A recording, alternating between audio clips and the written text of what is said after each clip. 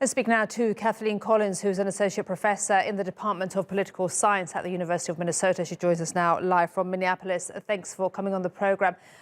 Kathleen, talk to us about the significance of the US president visiting the NATO conference in person next week. What do you expect priorities-wise at this stage? I think the US president and the other NATO leaders will be very intensely discussing how the United States and NATO can ramp up, particularly the military assistance to Ukraine, what they can do short of starting a war with Russia. For example, to what extent the U.S. can figure out a way to provide some sort of a limited no-fly zone, provide greater air support to Ukraine, and provide a greater number and more quickly provide Stingers and anti-tank Javelin missiles. I think those will all be on the agenda. And how much pressure is there right now for the US president to transfer jets from Poland to Ukraine and also change his mind about that no-fly zone?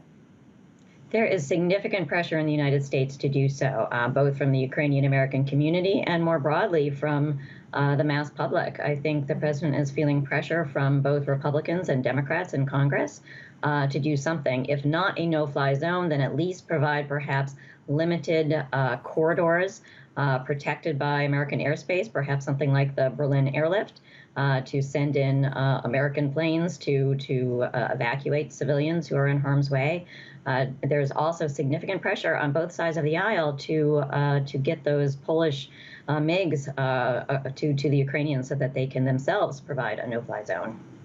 And we know that the Ukrainian president is going to give a very high-profile address to members of Congress on Wednesday morning in a publicly broadcast address. What kind of extra pressure will that put on the president, especially, as you said, there was pressure from the mass public? I think that all keeps it in the spotlight. It keeps Ukraine in the news. It keeps the American public extremely concerned about the humanitarian situation and extremely concerned about the role of Russia in not just regional and European politics, but in global politics. I think there's really been a sea change in the way Americans have thought about Russia in the past few weeks.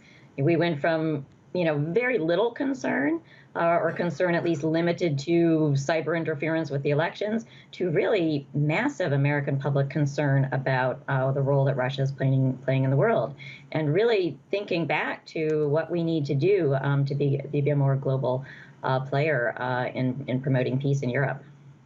Kathleen Collins, thank you so much for bringing us that US perspective. Appreciate your time and expertise. Thank you.